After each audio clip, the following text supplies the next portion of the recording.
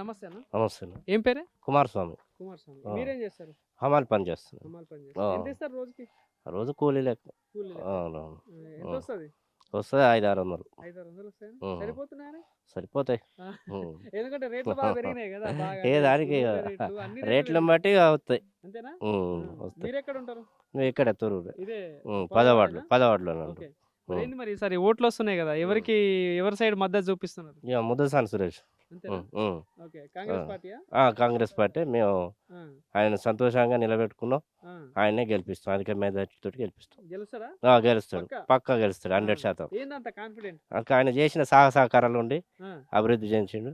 అంతకుముందు అధికారం లేకున్నా కానీ మా సైడ్ బోరు వాటర్ లేకున్నా బోర్లు వేయించిండు, ఓకే. పైపులు వేయించిండు, ఓకే. మాకు ఇందిరా మిల్లు ఇచ్చిండు. అన్ని సహకారాలు మాకు సో అందించిండు. మీ పేదలకు ఎమ్మెల్యే తెలుసా? యశస్వి రెడ్డి గారు. ఓకే.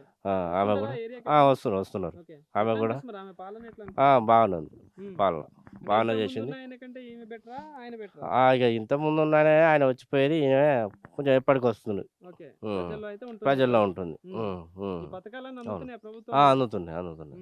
మాకు కూడా ఇందిరా మిల్లు వచ్చింది, బిల్లు పడేది, మంచిగా ఇల్లు కట్టుకుంటున్నాం. ఇంకేమేం పథకాలు అందుతున్నాయి? సై బస్సుది, బస్సు పింఛను, అది సన్న బియ్యం అందిస్తున్నాం.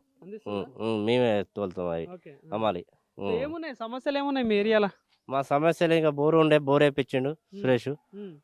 మాకు సైడ్ కాలువ వచ్చేసింది, ఇక రోడ్డు ఉండాలి, రోడ్డు వేయించాలి. అది ఇప్పుడు ఇక అయిపోయినాక రోడ్డు వేయిస్తారు. ఓకే.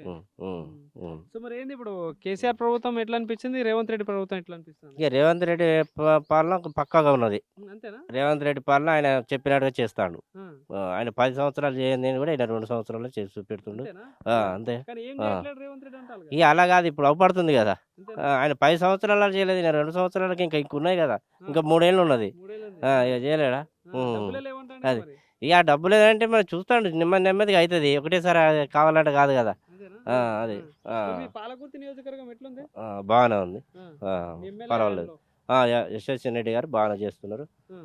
ఆమె కూడా ఓకే. ప్రజల్లో ఉంటున్నారు, సహకారం అందిస్తున్నారు బాగానే. Right. Okay. Thank you. Okay.